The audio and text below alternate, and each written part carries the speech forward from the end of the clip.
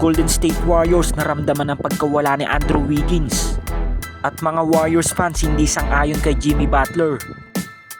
So para sa unang balita nga natin ay muling natanggap ng Golden State Warriors ang pagkatalo sa kamay ng Los Angeles Lakers sa score na 112-120. At nanguna nga para sa Lakers ang 4-time MVP LeBron James na nakapagtala ng 42 points, 17 rebounds at 8 assists.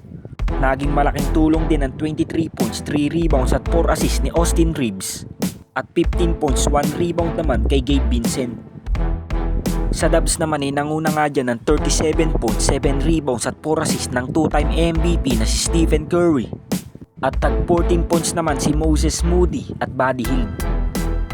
Sa game nga na ito ay may tsansa pa rin ang Golden State Warriors na maipanalo ang game. Ngunit unguardable na nga ang 4-time MVP LeBron James.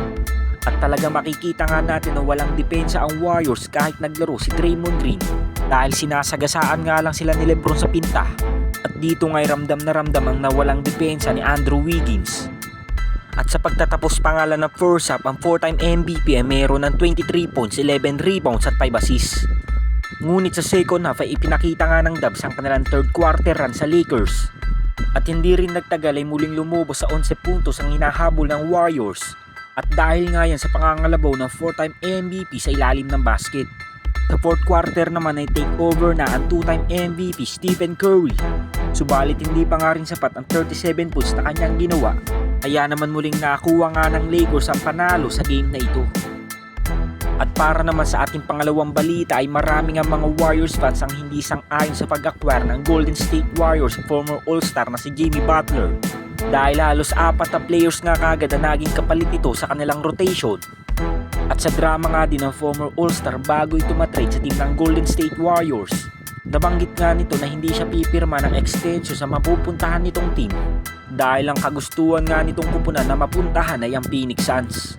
Kaya naman dahil sa ganitong palabas ni Jimmy Butler ay napilitan nga ang Warriors front office na papirmahin ito ng 2 taong kontrata sa kanilang team.